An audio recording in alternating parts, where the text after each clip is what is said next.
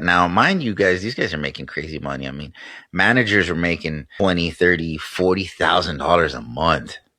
A month. And you mean to tell me that this guy that doesn't have a college degree, that has a 20 call a day quota. Now, how many times a day they would do it? The average manager? Zero. And my job was to figure out why they didn't buy. So I would call back. This is where I heard it all. Everything you can think of. The salesperson forgot about me, or I was there asking for somebody, they never came. The receptionist never told anybody, or I was there and I got to this point in the sales process and then the manager was rude to me, or I would hear every reason why a person didn't buy at a particular time. This is where I started to see and understand where the flaws were in how we operated as a dealership. Not only that, on the service drive, customers come in the service. When they come into service, I would call them, obviously try to convert them to a sale.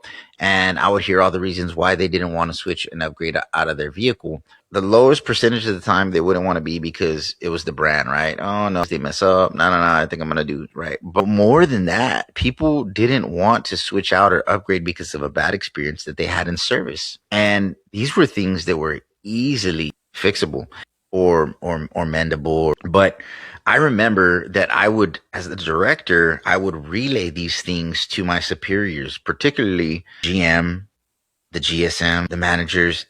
And you know, this is a common thing in the car dealership. The ego with these people is just so high. And also the nonchalant, careless attitude with which they would respond to these things, right? They, like the GM, he would just kind of like, oh, well, especially when I was referring to the managers that were rude to a customer the day before, salespeople are type A personality type of individuals. I swear I heard that so many times.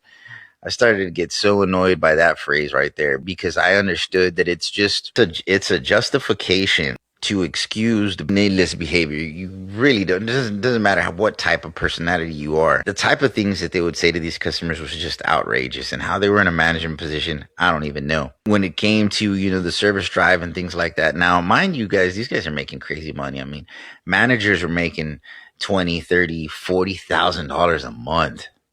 A month.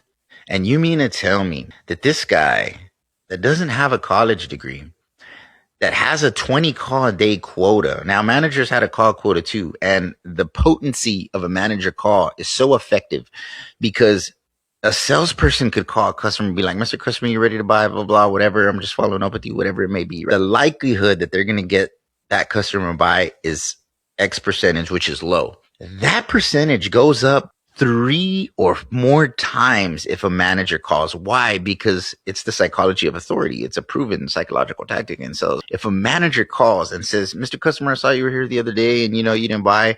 My name is such and such. I'm a manager. As a manager, I can pull a little bit more strings. I can maybe give you a little bit more offers. What is it that we need to do to earn your service, Mr. Customer? A day. You know how many times a day they would do it?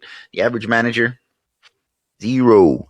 What I'm getting at is you have a guy that doesn't have a college degree, that doesn't even do what he's supposed to in terms of the rules and responsibilities that a manager is supposed to do. Now he's proven to you based on the customers' reviews that they're leaving on Google and responses and feedback and stuff that he's not even good at closing.